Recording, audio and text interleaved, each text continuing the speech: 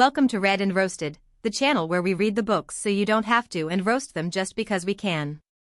Today, we're diving into It Ends With Us by Colleen Hoover, or as I like to call it, How Not to Handle a Relationship 101. It's the book everyone's talking about because of its movie adaptation and the questionable casting choices.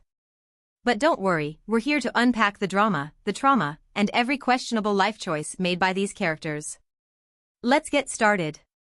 Our story begins with Lily Bloom, yes, her last name is actually Bloom, subtle, right, who's standing on a rooftop delivering a heartfelt eulogy to her toxic relationship with her father. Enter Ryle Kincaid, a neurosurgeon with big biceps, bigger charm, and absolutely no anger management skills. They bond over their shared love of rooftop brooding and their mutual disdain for commitment. Sounds healthy already, doesn't it? Fast forward, and Lily has quit her corporate job to open a flower shop. Because, obviously, if your last name is Bloom, you have to sell flowers. Meanwhile, Ryle struts back into her life with a bouquet of red flags disguised as charm. Lily ignores the warning signs, and honestly, so does everyone else. They fall in love because, well, Colleen Hoover said so. Enter Atlas Corrigan, Lily's childhood love and the ultimate what-if?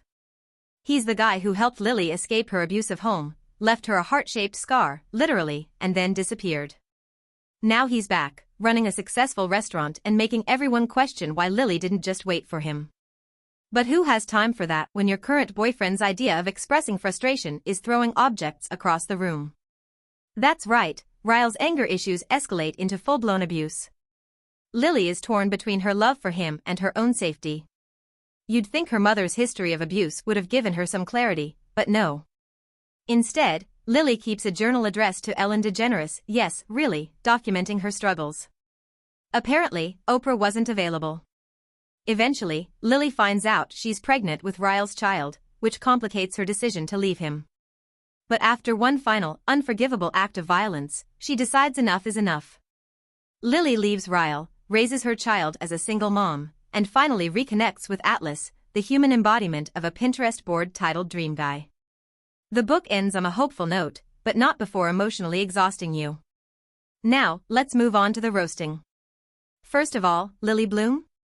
Really? What's next, a baker named Muffin Crust?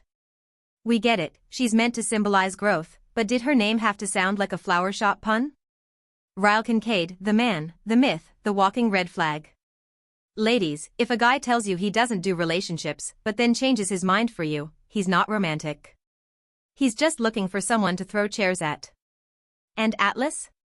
Oh, Atlas. He's sweet, dependable, and somehow a little boring?